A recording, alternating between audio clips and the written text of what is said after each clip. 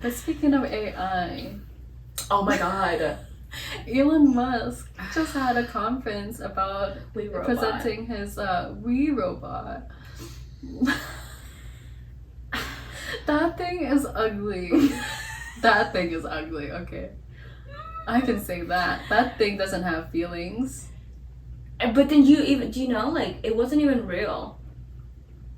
Like the robots, like the personal, like, robots, right? They were voiced by employees. By employees, and they were like that. remote what is it called? Controlled by employees. So it's not real, it's just a shop, like it's a. And they've been working on this for so long. I think I saw an article somewhere where there was this national robot convention in Japan, I want to say. And it's so cool. Oh, yeah, like, yeah, there's yeah, like yeah, a bunch yeah, of yeah, different yeah. I'm trying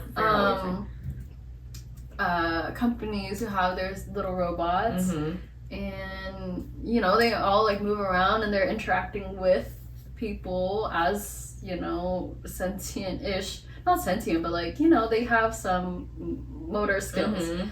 But Tesla literally just brought them in a case, in glass. Like a prototype in a case. Glass case. Yeah, I saw, like, I started seeing a bunch of memes about comparing it to like the iRobot movie that Will Smith was in. I don't know if I watched. Are you serious? Oh, it's a good movie. It's a great movie. It's called iRobot. Oh, this is what I was looking up. iRobot. I'm not a movie girl, I think. iRobot. Oh my god. I accidentally put a typo. iRobot. That's a Phineas and Ferb episode. So iRobot is 2004, so it's a long time ago. Okay. But like, you didn't see the memes? So every single design, the robo-van, the personal whatever, and the car looks exactly like in the movie. From 20 years ago. No way. Yeah, so everybody was calling it out, and then the director of iRobot like called out Elon Musk for stealing his designs. Oh. But like, it literally looks the same, dude. Oh, I have seen this meme. Cause it's a movie. Yeah, it looks the same. It looks the exact same. And so we're like, oh my god. And it's not, newsflash, no spoilers, but it's not about how AI improves human life, guys. It's a dystopian. So we're like, what are we doing right now? Yeah.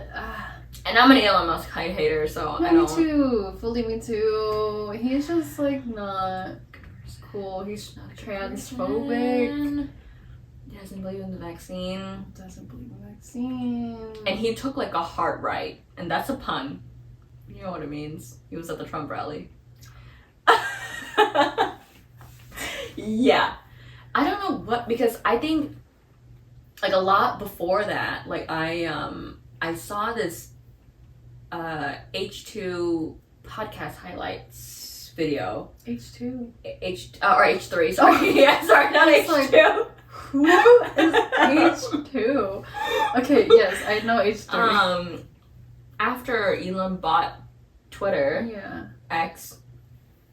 Twitter, formerly known. No, X, other way. formerly known as Twitter. Yeah, and then he fired everybody, right? And there was a guy who was like, he's from Iceland, and he's not the founder, but he's like a really like higher up like employee of Twitter. But basically, like he woke up and he was just saying that like he didn't get paid, like all of his access is gone, like whatever. So he tweeted like Elon and was like, hey, like can we whatever, like I figure I just need to know, right? Yeah. And Elon was like, well, you could have contacted me privately. He's like, I tried to HR, I tried to email everybody, but this is the place where I know will get your attention, and this is the place that you replied. Very true. And then he asked him like, well, what projects have you been working on for the last 3 months? And he's like, well, I don't want to break my NDA. And so Elon was like, well, yeah, you can do it. And like he was just calling him like horrible things, like disabled or whatever, like I don't know exactly what, but it's just like very like offensive, like rude, mean things. But this guy is literally like Iceland Man of the Year. The country, like, and he's like the nicest, and everybody was like responding, being like, I worked with him, he's the greatest person, like, I don't know what, blah, blah, blah. And then Elon has to be like, well, there was some miscommunication. Oh, so I thought he was, gosh. but he was so not even mean, but like offensive and like damaging. And I'm just like, that is not. That's not a CEO. Like that's so. Like, why do you do this? Why do you do this? That's so weird. Yeah, it's because, like I said, like we've said in the past, billionaires are all a little wacky. Yeah. They're all a little. You have to be a billionaire. Mm-hmm. There's just no way you can get there without being a little wacky. And you know how like there's like allegations of he just like doesn't invent anything. Actually, he just buys company and said that he invents them. I don't know that. Yeah. Conspiracies.